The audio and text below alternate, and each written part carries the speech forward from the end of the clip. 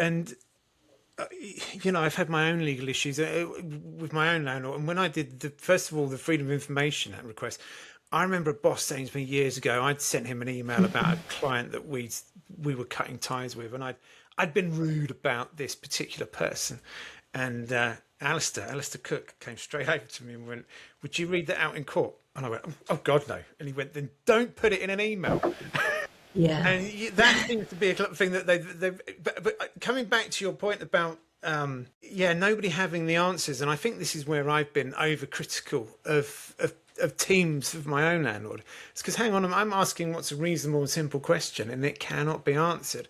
And I do suspect that's from the multiple mergers. And we now know through the information I've gathered that, yeah, someone's over here. Oh, Sheila used to do that, but now she's left. And Barry was responsible for that, but he's on holiday, so we can't get in that. And nobody knows.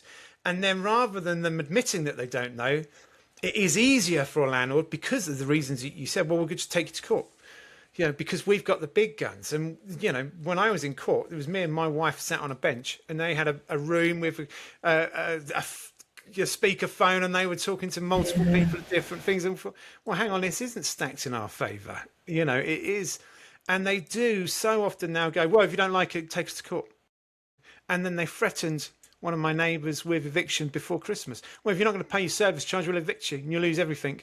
This is a week before Christmas with kids. So we have now this combative nature. And this is the issue, that Shaq has. Well, we've not been heard. We've not been listened. So we're going to get louder and louder and louder. Where's it going to end? And I have, in all honesty, I have reached out to my landlord on multiple occasions going, look, should we not step back and have a conversation? And they never respond. But that is something they could find. Look, we're getting on with time. Thank you very much indeed. So look, let's talk about, you've gotten into this because of some sort of leasehold reform that you're pushing for. Is that correct? Well, I think that the governments are pushing for. So there's a whole thing about ground rents. Yeah, I'm sorry, that was my notes. I've aligned that to you and your fight. Yes, I am sorry. Yes, I support it. So right. Yes, absolutely. You've got the whole, the ground rents, the forfeiture provisions, which are draconian, and being evicted from your home for £350 arrears is not a very high bar, is it?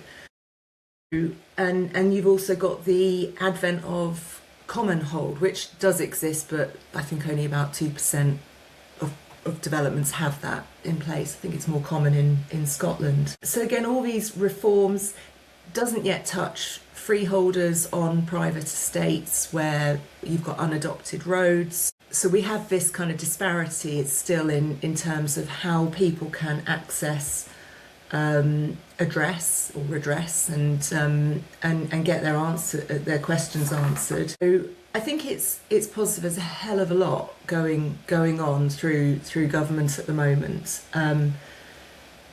It's whether people see that, I think, will really depend on whether people are willing to accept. I say people, property owners are willing to accept. Well, hang on a minute, could we have done better? But I think until it's spelt out for them, they're going to be taking that sort of quite defensive approach and aggressive approach because it's the playbook.